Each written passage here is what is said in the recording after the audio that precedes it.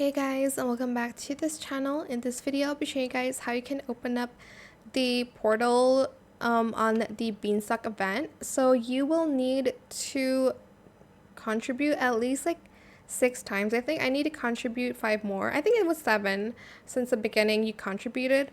So I need to contribute 5 more. As you can see, I need to submit at least 1 plant and have my score at least in the leaderboard.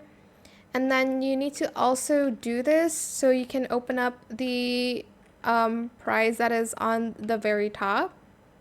But yeah, that's how you can open up the portal in the Beanstalk event. I hope it was helpful for you guys. Don't forget to like, comment, share, and also subscribe to this channel if you haven't done that already.